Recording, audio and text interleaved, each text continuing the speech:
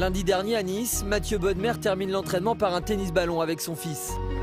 Sur le bord du terrain, un seul spectateur, Hatem Ben Arfa. Accélère-le. Le pied gauche, il a pas de pied gauche comme fils, mon frère. Ouais, t'es fou toi, t'as pas vu mes buts, tu fais droit. Dans le feuilleton Ben Arfa, Mathieu Bodmer a tout suivi. Des premiers contacts avec le gym jusqu'à ses buts du pied droit.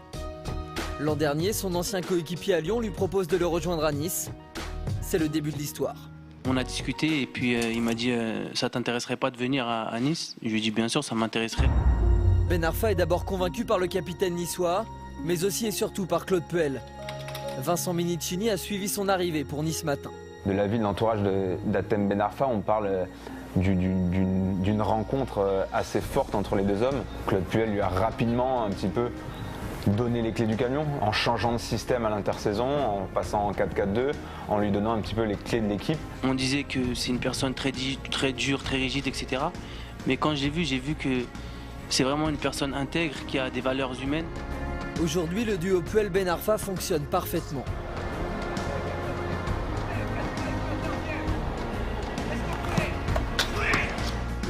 Les deux hommes échangent énormément, comme lundi dernier quand en plein milieu de la séance, ils s'isolent et discutent pendant de longues minutes. Il est à l'écoute, il est demandeur, il est très attachant, parce qu'il est sans calcul. Et ça, c'est quelque chose d'énorme, c'est quelqu'un de vrai.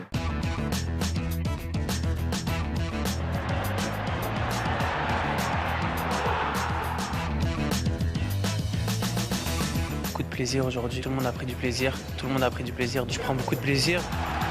Depuis son arrivée sur la Côte d'Azur, dans ses discours d'après-match, le mot plaisir revient sans cesse. Tout le monde dans le club me fait confiance, donc ça aide beaucoup. Et puis il y a vraiment une bonne atmosphère dans ce club, on travaille dans la sérénité. La bonne atmosphère dont parle Hatem Ben Arfa, c'est sûrement ce qui différencie Nice de Lyon ou Marseille par exemple. C'est en tout cas l'avis de son ami Mathieu Bodmer. Ça marche parce qu'ici on le laisse tranquille. Il a besoin d'affection, de savoir que le club a besoin de lui. Peut-être qu'il est plus fait pour des clubs intermédiaires que pour des grands clubs. Peut-être qu'il n'est pas à l'aise dans les vestiaires où il y a beaucoup d'ego.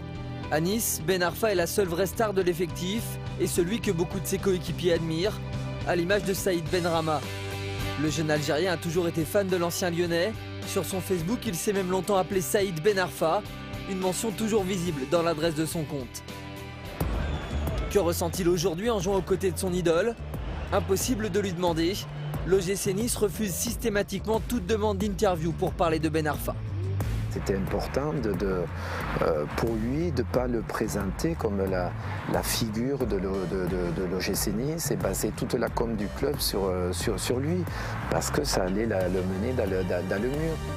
Lundi, 2 jours après la défaite contre Ajaccio, quand une journaliste évoque le rôle individuel de Ben Arfa, son coach sort le bouclier. Il ne peut pas faire la différence à lui tout seul, comme ça avait été un peu le cas oui, devant on va lui demander de partir je pense qu'il y a du 6 mètres. Non, il faut arrêter. C'est justement contre ça qu'on lutte. Hatem s'inscrit dans un registre collectif et Hatem n'est pas le sauveur. Claude Puel est dans son rôle, mais difficile d'empêcher les médias de s'enflammer après certains exploits. Nice s'est trouvé un patron. Le football français a retrouvé Ben Arfa. N'en déplaise au coach niçois, le lendemain, c'est bien le nom du franco-tunisien qu'on voyait à la une de Nice Matin. Viva Ben Arfa, c'est le joueur que Nice attendait depuis plusieurs années, même plusieurs décennies, j'ai envie de dire. L'alliance entre Nice et Ben Arfa est juste parfaite pour le moment. Avec Hatem Ben Arfa, Nice a mis la main sur un trésor qui brille bien de trop pour passer inaperçu.